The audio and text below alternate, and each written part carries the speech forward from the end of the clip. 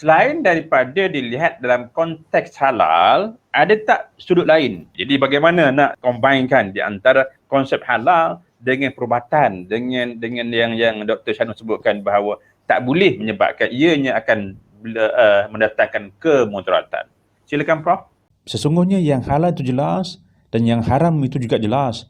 Bagaimanapun di antara keduanya terdapat perkara yang tidak jelas, yang syubhah, yang mana ramai orang yang tidak mengetahuinya.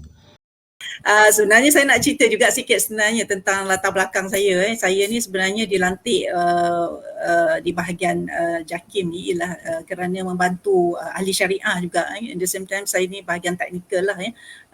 Jadi untuk bahagian sains. Jadi saya terlibat dengan halal ni dan saya juga belajar ilmu-ilmu lain. Sebab tu sebenarnya saya punya basic degree saya ialah asalnya ialah microbiology. Jadi sekarang ni food microbiology, bila terlibat dengan bidang halal, saya more on sains halal lah ya. Jadi saya pun tidak bersendirian, maknanya saya ada ahli yang lain macam malam ni ialah Dr. Shanul akan mungkin membantu dari segi pharmaceutical dan saya masih belajar dan terus belajar. Jadi berbalik pada soalan tadi. Okey, saya melihat ialah melihat kandungan kita kalau kita lihat ya dari persegi halal, selain daripada kita tengok status halal bahan tu, kita juga akan tengok walaupun macam yang Ustaz Amri cerita lah, gula tu ialah halal ya, dari segi syariahnya dia halal, tetapi dari segi keselamatannya tu dia ada limitation dia juga.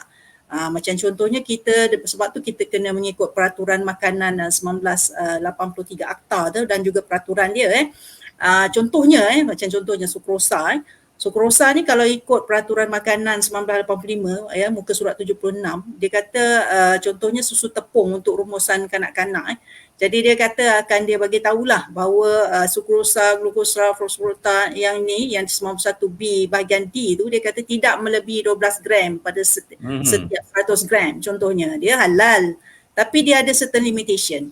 Macam contohnya memang gula ni sebenarnya dia kena kawal jugalah. Ini daripada my previous experience lah, dia macam gula yang berlebihan dalam badan dia akan disimpan dalam bentuk lemak, sebab tu sekarang ni menyebabkan masalah obesity itu pun disebabkan pengambilan gula yang berlebihan. Jadi dalam kes sukrosa contohnya gula ni tadi dalam tepung kanak-kanak lah, ini saya bagi contoh jadi dia ada limitation dia macam contoh tu begitu. Jadi maknanya kalau dari segi sudut halal tu ialah memang halal, tapi kita juga sebab tu dalam halal ni kita akan refer beberapa sebenarnya law and regulation dan sebagainya supaya kita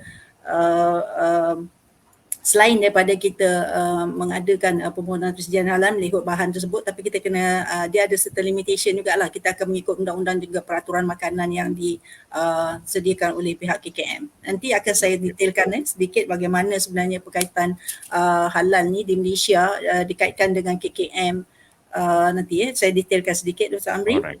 Boleh.